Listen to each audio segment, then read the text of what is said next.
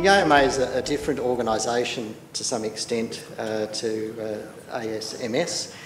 We are not a traditional industrial organisation in the usual sense that you would understand it. The AMA deals more with the professional side, and whilst we have a very strong reputation as an industrial organisation with the media, the collective agreement negotiations and individual representation is largely done under a partnership arrangement that we have with the Australian Salaried Medical Officers Federation that I need to acknowledge. We have a very good relationship with the ASMS. Ian Powell attends a coordination meeting twice a year with all of the industrial officers from the AMA and ASMOB and SASMOA, and we've learnt a hell of a lot from Ian over the years, and I know that the lessons from New Zealand have been put into good practice on many occasions in our own industrial disputes and negotiations, and many of Ian's tactics play out very well across the ditch. So it's a relationship we really value, and we thank you for attending. And unfortunately, I don't get here as often as I should, but when I do, I very much enjoy being told, get ready to hide under the table if the building starts to shake. Just on the topic of bullying and harassment, Ian did ask me to touch on that from an Australian perspective.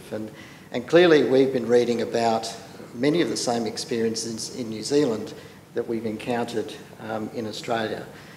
Our junior doctors and our medical students have been highlighting for many years within the AMA the issues of bullying and harassment, including sexual harassment, and the dam wall did break in Australia in March this year, and I think the whole profession has really struggled to deal with the front page news stories, not on one day, not on 2 days, but week after week after week.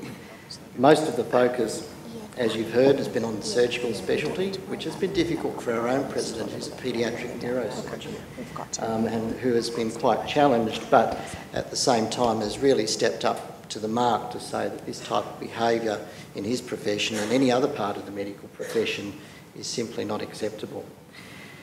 The focus has been on sexual harassment at the start of the year, but as our junior doctors has told us, this has been a much broader issue, and over time what you've seen is that sexual harassment, which has been one part of the problem, the debate has very much extended into bullying and harassment as a much broader issue.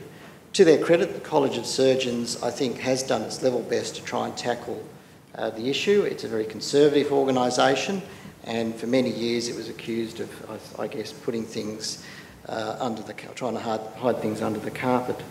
But this time round, they have really invested a lot of effort into trying to tackle this issue. They formed an expert advisory group which had independent people on it, including former health ministers from Victoria, senior members of the medical board, and other senior people from different walks of life. It has issued a very sobering report about bullying and harassment. And it's driven the college to do something very unusual, apologise. It's not something we see very often from the College of Surgeons on just about any issue, but I think it's been a very, I'm not sure if heartfelt, but I think it's been a very strong recognition of the problems of culture within surgery. But importantly, it's not just surgery, and I think all of the other colleges are watching very closely with what's happening with the College of Surgeons to inform their own responses to it, because from an AMA perspective, we know from our own surveys that this is not something that's solely related to surgery. It's across the whole profession, particularly in those parts of the profession which are more male-dominated from what we see. The expert advisory group survey showed that this is not just a problem for junior doctors. Indeed, its findings said that around half of fellows, trainees and international medical graduates all reported being subject to discrimination, bullying or sexual harassment. And there was a perception that senior surgeons and surgical consultants were the primary source of the problem. Why?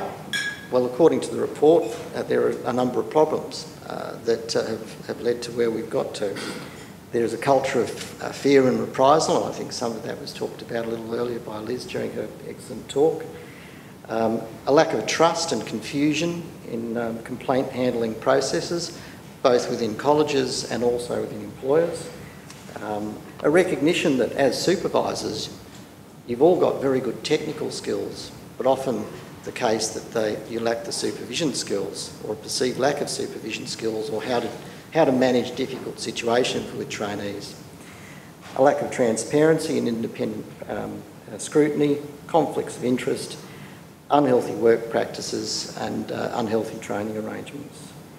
The report has delivered a range of recommendations to the college, and the college has accepted all of those and has formed another process now to try and drive those changes within the college. It's not an easy process. Some senior surgeons within the college have complained that the college apologised on their behalf because they felt they had nothing to apologise for.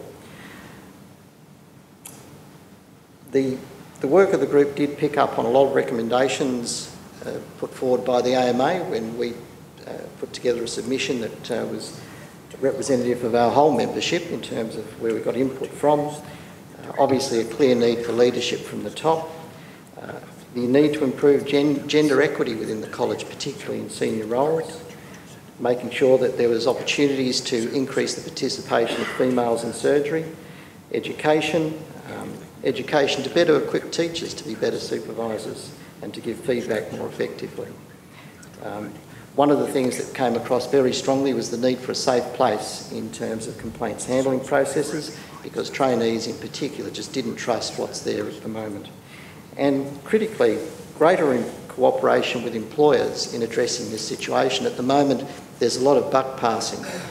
The trainee wants, for example, with trainees, they're very unclear as to whether the complaint should be with the employer or whether it should be with the college, and there is very little cooperation between the two organisations. So we're at quite a pivotal point in the process. We've seen a lot of action, we've seen reports. What we now need to see is strong cooperative action within the profession, with employers as well, with stakeholders like the AMA and the unions like ASMS, so that we can move this issue forward. Certainly we do need to see a coordinated approach within the colleges, particularly because they need to understand that it's not just an issue of within the surgical profession. So it's a work in progress, and I think no doubt there'll be some lessons that can be learnt and can be applicable here. But I think there's a lot of, certainly within the AMA, a lot of goodwill to be part of that process, and particularly our young doctors have set very much a leadership role within the organisation in trying to have these particular issues addressed. Ian also asked me to touch on another issue of bullying, which was what the Queensland State Government tried to do to senior medical officers in 2013 and 2014, and to give a bit of an update on that. So for those of you who may or may not be aware, is that there was a very big dispute between medical officers in Queensland in 2013 and 2014, driven very much by an ideology of a relatively new and rather arrogant Conservative government that had been elected with a thumping majority. It's not often that ASMS Direct makes it to the front pages of Australian news, but it did, because Ian, in his wisdom, issued an employment warning and warned New Zealand doctors to stay away from Queensland, and rightly so. The dispute was really driven by an ideology that said that individual contracts were what government wanted, more control was what government wanted, and that the workforce had it too good for too long, and it was time to strip back some of the conditions that had been won over the years. And many of those conditions, remembering that Queensland, if we go back to 2005, had the experience of Dr. Patel, and Dr. Patel, in many respects, was a symptom of a system that had not driven or supported the recruitment and retention of doctors effectively. And it was a system where the medical workforce in Queensland was under great stress. What happened then is that there was cooperative work between the unions, the government, to set up a collective agreement that worked to support the improve recruitment and retention, and it did just that. There was massive increases in the number of doctors working for Queensland Health because the conditions were worthwhile and were good. However, the government wanted to tackle that, and it wanted to end the collective agreement. It wanted to get rid of some of the allowances that have been won over the years. It wanted to end independent access to the independent umpire. It wanted to take away unfair dismissal rights, and it wanted to give itself the power to actually change someone's contract unilaterally. There was very close cooperation between the AMA and ASMOV in particular in fighting that case. ASMOV did the traditional union role, the union meetings and the threats of industrial action, and the AMA spoke about the issue from the perspective of patients, what impact it would have on Queensland patients if doctors were to leave the system. And we had surveys that showed how many doctors were going to reconsider their work in Queensland and so on. And it was a campaign that we didn't have to take strike action because it was a campaign that won over the public. And it won over the public, and that was demonstrated in poll after poll, showing the government was on the nose because of this and a number of other disputes that it had got itself into. So it was a campaign focused on patients. There were some concessions, if I can call an interim resolution of the dispute, where many of the more offensive parts of the individual contracts were dropped, although the government did decide that it was going to keep those. But we did restore rights of access to the independent umpire and address all of the concerns that we had about what was in the contracts.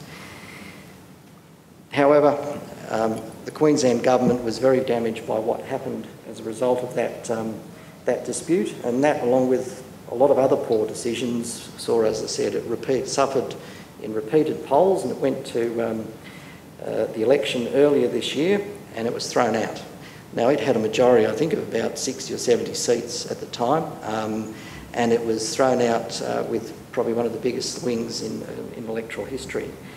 Importantly, there was some very diligent, despite the view that it would be that the government would always get a second term, there was some very diligent work done by the AMA and ASMOV in terms of making sure that the opposition had a set of policies that would restore the collective bargaining rights of the public sector, and that's exactly what happened. So the dispute now has come full circle. There is a collective agreement back in place in Queensland, which is about to come into operation. It's been approved by members, I think with 93% voting in favour. It's a good example of what happens when the professional bodies like the AMA, and your equivalent would be the NZMA, works closely with the relevant union. And it was a good, there was a bit of discussion about the profession being more involved in the public debate. The AMA is quite different. Our president's the public face of the AMA, and having a GP at the time in Steve Hambleton talk about the public hospital system and the impact on patients was very effective and a big part in helping to win over public opinion. So thank you very much for inviting me to come. The last time I was here, Tony Ryall was the Health Minister, and I think there was almost a threat of a no confidence motion from the floor that day.